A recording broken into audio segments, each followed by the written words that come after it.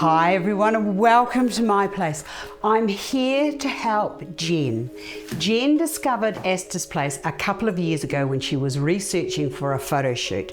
She actually didn't leave Astar's place and has loved the floral journey, so much so that she has decided that for her wedding she's going to do them herself, and I am thrilled and I am delighted.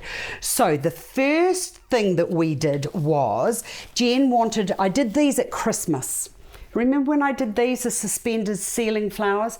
Well, Jen loved it. So we talked through her theme, which is olive, wisteria, and a little bit of eucalyptus. These are going to run down the center above the tables, and they're quite high. She's not going to put the lights in because the chandelier's in the room where she's having her function. So this is what we did so far, and she absolutely loves it and I love it. I'm just going to get rid of that. So refer back to the notes on how to do the ceiling flowers, because honestly that's minimal effort for maximum visual output, and I just love that. Now we're up to her flowers, and this is what we have decided, and I love it so much that I just think that we need to share it. Okay, so what Jen has done is, hold on, I don't need that. We just got some tall jars. I think this is a spaghetti jar. I think she found hers on Amazon. She's given them a coat of chalk paint, and then I suggest that she get this lovely little relief here, and it's sort of like a latexy, sort of like malleable, movable, sort of like things that you can stick on the outside. So she's put those on the outside, and she was going to put a colour, and I said to her, let's just keep it white because you're going to have a lot happening up there. Let's keep it white and light, and the event is going to be at night. So as I said, I love this so much, I just have to share with you. Now, you don't have to have the same flowers transitioning from up there. So our focal, or Jen's focal, is going to be the hanging wisteria. Now, might I also just add about now, don't bother using the freshly cut wisteria. Honestly, it doesn't last and it falls. If you've got a secret way on how to make it last, please share with us all, because I don't even use it now because I just know that I'm just going to end up in tears. The bride's going to be unhappy and I'm just going to just kick myself for not even thinking about it. So she also wanted another flower to go with it, and I said, why don't you use some hanging moth orchids? These are fabulous, and you know, the fresh of these in with the artificial wisteria, you are never ever going to tell, and it's the whole wow factor that we're after.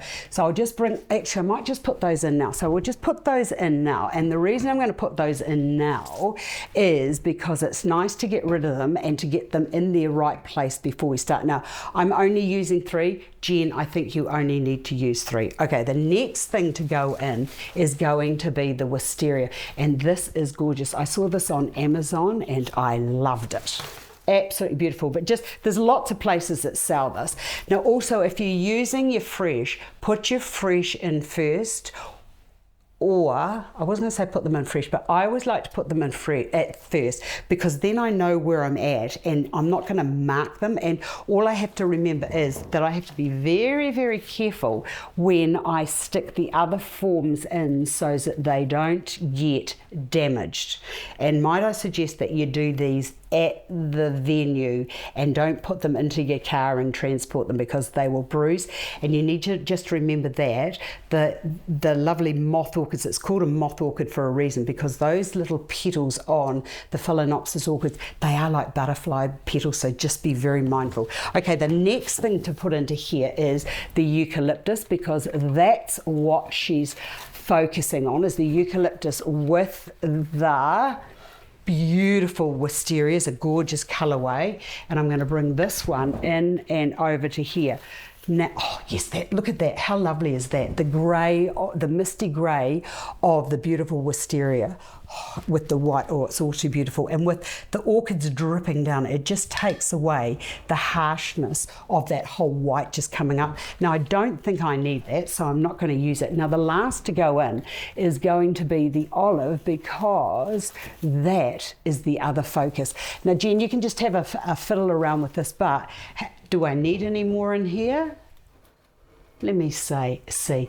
No, you know what? I don't think that we do need anything else into there, because don't forget that we're going to have the foliage hanging above it. And if you're thinking you might want to add some orchids into it, Jen, by all means, but put them in at the end. But you are going to have to be careful that the lights don't sort of like make sure that the lights are away from the flowers. But isn't that just a beautiful arrangement?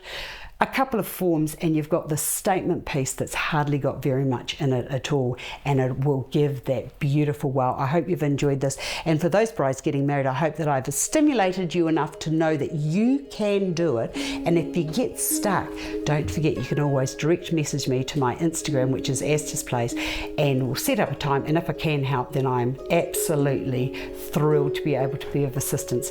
I hope this has helped, and I see you again another day.